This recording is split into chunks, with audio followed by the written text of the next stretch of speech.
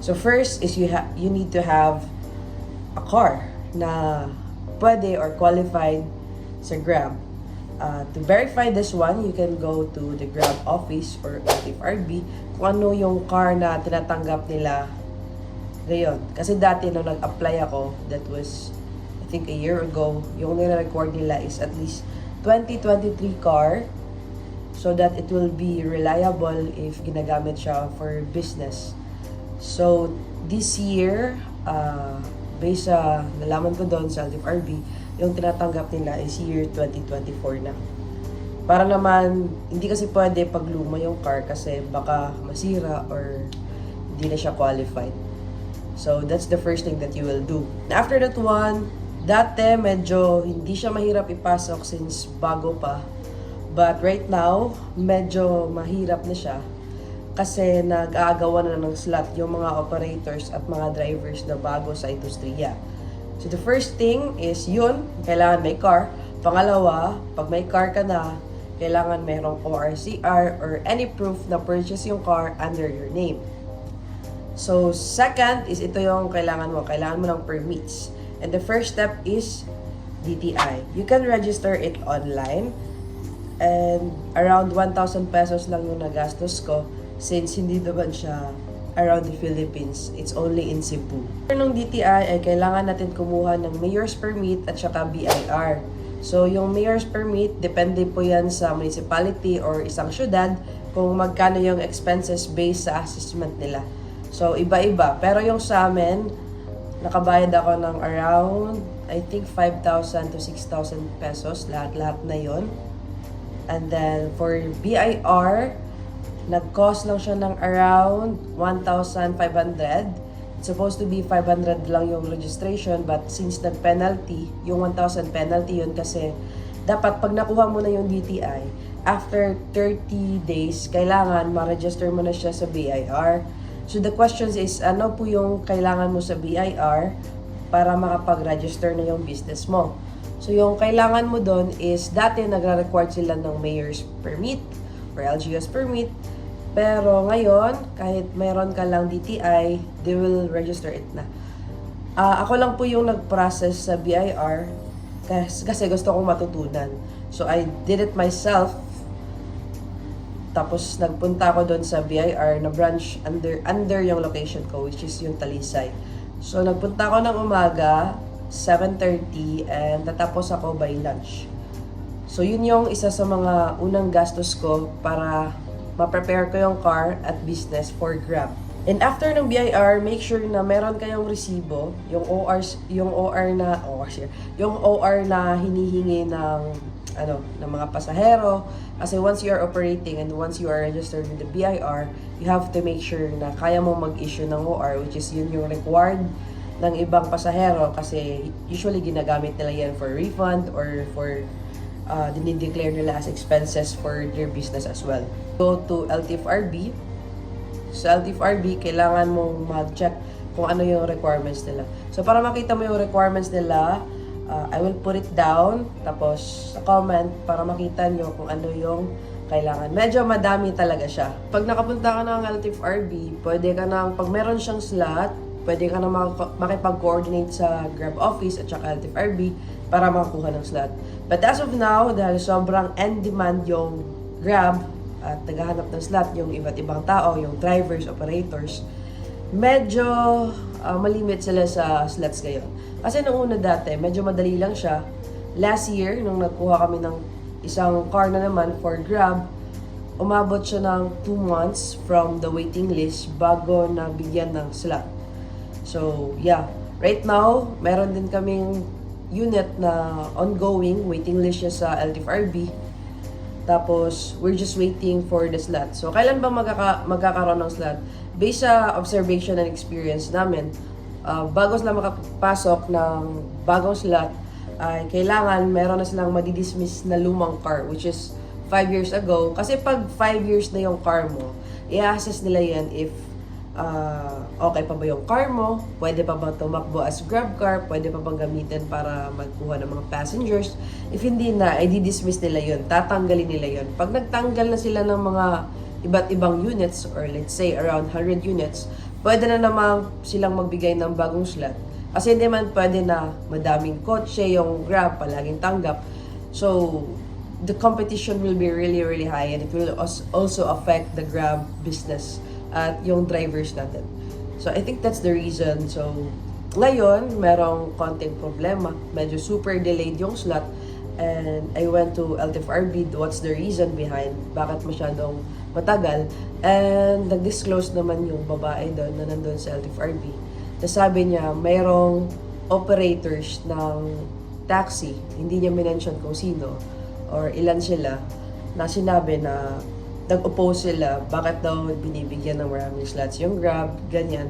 So, I guess meron pang konting merong konting reasons bakit medyo delayed yung slots right now. But yeah, I'm really sure na meron din naman yun. Kasi for sure, nagdi-dismiss din sila ng mga lumang cars na hindi na reliable for the Grab business. So yung ilang mga kino-comply namin as far as I remember, pero I'm not sure if lahat madi-detail ko dito ha. Pero ilalagay ko na lang sa comment if ano yung mga 100% na kailangan para ma-comply nyo bago kayo makapag-start ng Grab.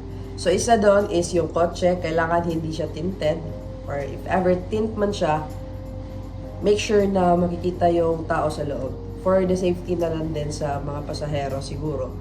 And then, second is you need to install a GPS and dashcam na nakikita yung labas at saka nakikita yung loob. Para naman safe yung mga pasahero. If ever merong naiwan, if ever, just for safety, like sa loob. Yeah. And then, make sure yung GPS at saka dashcam, dapat, credited siya sa LTFRB. Meron namang naglalagay doon na they are credited sa LTFRB, ganyan. So, it's really good na you get to make sure na yung pina-install mo na GPS at saka dashcam ay talagang credited to LTFRB. Kung hindi, it will be a waste of money for sure. So, dapat yan yung isa sa mga chine-check nyo bago kayo magpa-install. So, pangalawa, yung prepare namin is the first aid.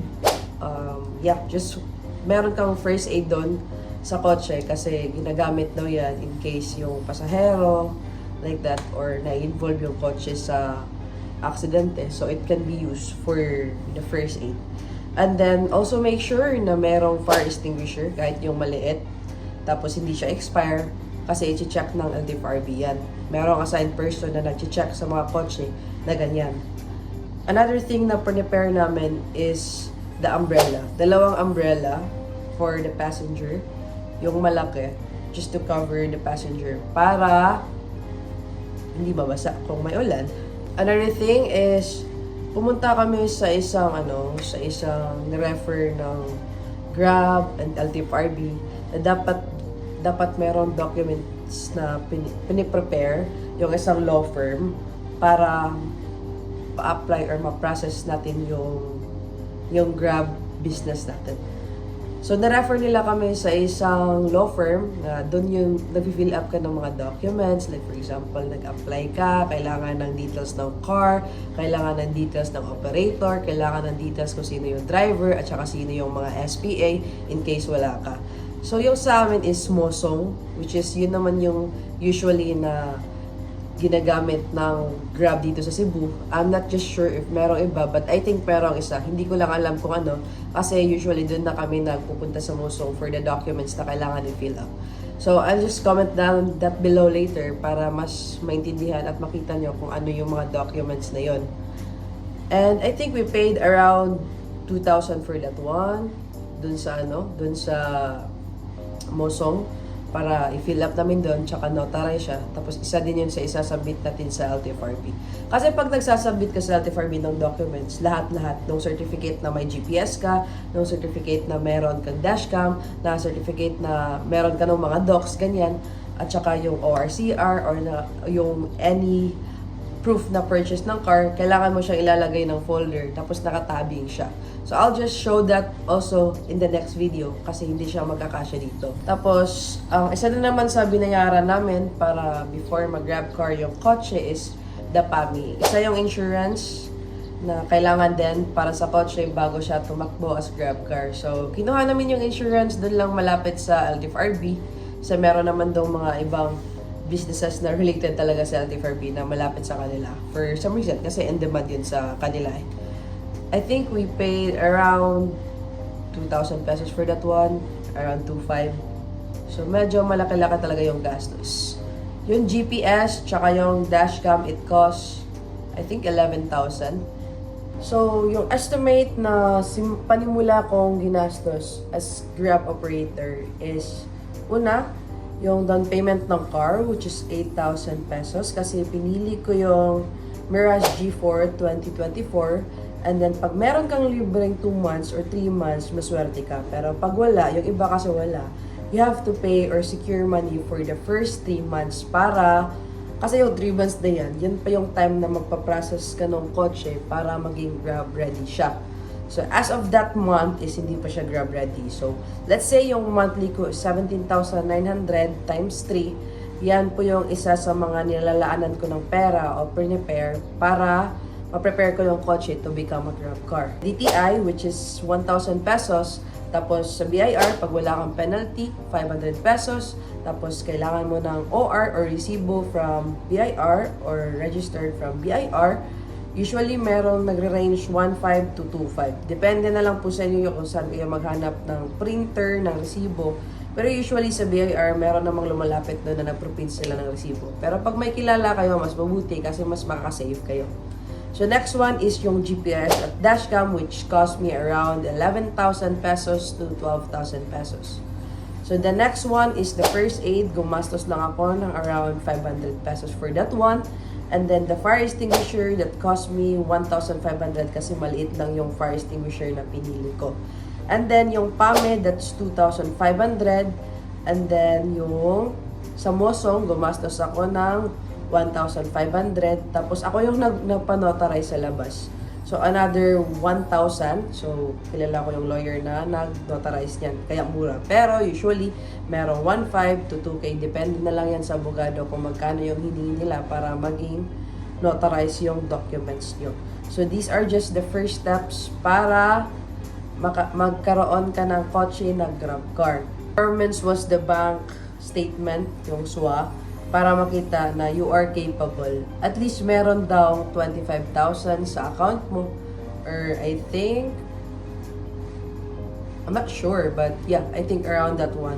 Around 20K ADA. So, to prove na you are financially capable to run a business. So, isa yan sa mga nire-required sa LTFRB na i-comply mo bago mo i-submit yung orange folder sa kanila. So, those are my expenses. So, overall, yan po yung gastos ko. Simula pa lang yan. Hindi pa lang yan yung for hire na. So, para makita nyo yung video or steps para maging for hire yung kotse, stick to my next video.